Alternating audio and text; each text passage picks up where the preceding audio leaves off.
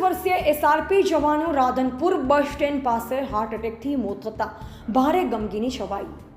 પ્રાપ્ત વિગત અનુસાર ઉત્તર ગુજરાતના બનાસકાંઠા જિલ્લાના કાંકરેજ તાલુકાના આકોલી ગામના પટેલ હસમુખભાઈ દાનાભાઈ જેઓ વર્ષ 2011માં નોકરી પર લાગ્યા, જેમાં ગત તારીખ 31/5/2024ના રોજ ભચાઉ ખાતે ફરજ ઉપર હાજર થવા જતા હતા ત્યારે રાધનપુર બસ સ્ટેન્ડ પાસે હાર્ટ એટેકના કારણે મોત થતાં સમગ્ર આકોલી ગામમાં ભારે શોકની કાલીમાં છવાઈ હતી।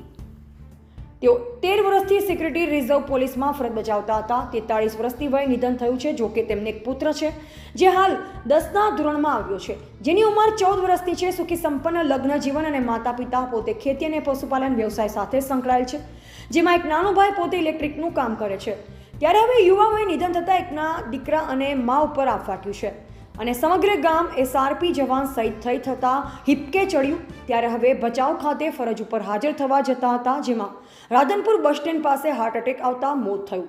ત્યારે કચ્છ એસઆરપી ગ્રુપ 16ના હસમુખ પટેલના મૃતદેહને રાધનપુર હોસ્પિટલમાં પીએમ માટે મોકલી આપવામાં આવ્યા અને પોતાના પરિવારને જાણ કરી સબવાહિનીમાં પાર્થિવ દેહને પોતાના માદરે વતન આકોલી ખાતે લાવવામાં આવ્યો અને સ્મશાન યાત્રા નીકળી, જેમાં મોટી સંખ્યામાં લોકો જોડાયા અને પછી ગાળો ફોનર આપી એસઆરપી જવાને સલામી આપી અંતિમ સંસ્કાર કરવામાં આવ્યા, જેમાં મૃતકના પિતા દાનાભાઈ પટેલ અને તેમના પુત્રને પુષ્પાંજલિ અર્પણ કરી અગ્નિદાહ આપ્યો। જેમાં સૌથી અગત્યની બાબત વિશે વાત કરીએ તો એસઆરપી જવાનના મૃતદેહ ઉપર તિરંગાની કમી દેખાઈ રહી હતી। જો કે આ અંગે જે તે બટાલિયન કે ગ્રુપ કમાન્ડર કે પછી આવડી મોટી ભૂલ થઈ ગઈ તે માટે જવાબદાર કોણ?